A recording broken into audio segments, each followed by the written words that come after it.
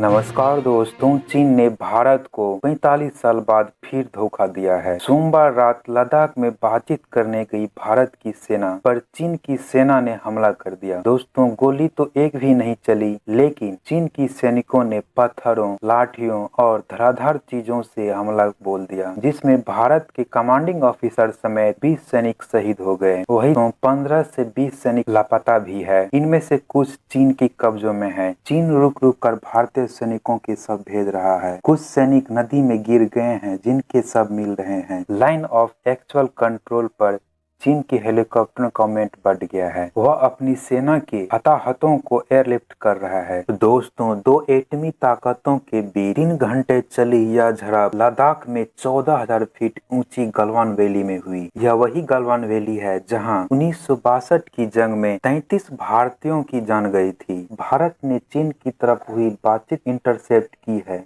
इसके मुताबिक चीन के 43 सैनिक हताहत होने की खबर है, लेकिन दोस्तों चीन यह कभी नहीं कबूल करेगा। दोस्तों, आपको बता दूं कि 45 साल पहले चीन ने ऐसे ही धोखा दिया था। 20 अक्टूबर 1975 को अरुणाचल प्रदेश के तुगलुला में चीन ने असम राइफल्स की पेट्रोलिंग पार्टी पर धोखे से एम्बुश लगाकर हमला कर दिया था। इसमें भारत के 4 जवान शहीद हुए थे। इसके 45 साल बाद चीन बॉर्डर पर हमारे सैनिकों की शहादत हुई है। दोस्तों, सीमा पर तनाव के बीच रक्षा मंत्री राजनाथ सिंह ने CDS विपिन रावत और तीनों सेनाओं के अध्यक्ष के साथ पूर्वी लद्दाख में वर्तमान स्थिति की समीक्षा की है। इस बैठक में विदेश मंत्री S जयशंकर भी मौजूद रहे। चीन लगातार भारत से बैठक की मांग कर रहा है। वहीं चीन की प्रतिक्रिया को देखें तो चीन ने भारतीय सेना के जवानों पर उनके क्षेत्र में घुसपैठ करने का आरोप लगाया है। उसने आरोप लगाया है कि भारतीय सेना ने 2 बार सीमा पार की और चीनी सेना पर हमला किया, जिसके बाद दोनों पक्षों में झड़प हुई। चीन ने भारत के समक्ष विरोध दर्ज कराया है। दोस्तों, लड़ाई की शुरुआत की बात करूं तो यह घटना तब हुई जब भारतीय सेना ने पीपुल्स लिबरेशन आर्मी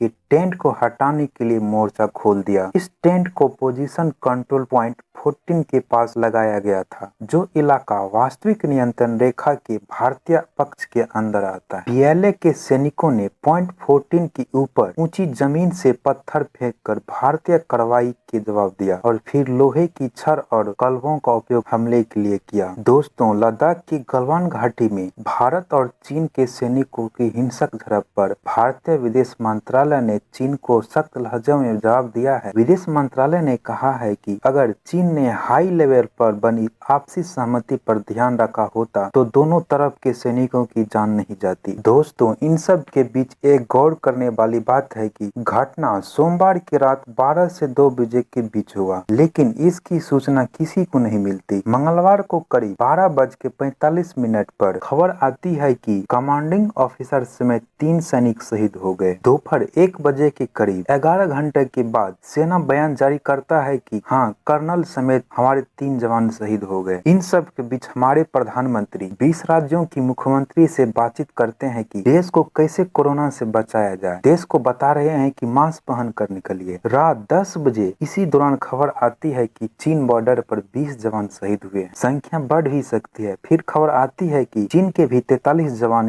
या तो मारे गए हैं या घायल हुए हैं। दोस्तों, इस पे आपकी क्या राय है, कमेंट में जरूर लिखें। वहीं पाकिस्तान की बात करूं तो पाकिस्तान की ISI ने भारत चीन तनाव के बीच कश्मीर मुद्दे पर एक बड़ी बैठक बुलाई है। भारत और चीन के बीच तनाव के बीच मौका देखते हुए पाकिस्तान ने कश्मीर को लेकर हाई लेवल मीटिंग की है। इस मीटिंग के दौरान पाकिस्तान आर्मी के chief general Qamar Javed Bajwa, air force chief मुजाहिद अनवर खान और navy chief admiral Zafar Mahmood Abbasi शामिल हुए। दोस्तों, आपको बता दूं कि इस मीटिंग में लाइन ऑफ कंट्रोल और कश्मीर की स्थिति पर चर्चा की गई। वहीं ISI ने तीनों सेना प्रमुखों को क्षेत्रीय सुरक्षा से संबंधित व्यापक जानकारी प्रदान की गई है। यदि आपने अभी तक हमारे चैनल को सब्सक्राइब नहीं किया है तो प्लीज चैनल को सब्सक्राइब करें एवं बेल आइकन को जरूर प्रेस करें। Thank you.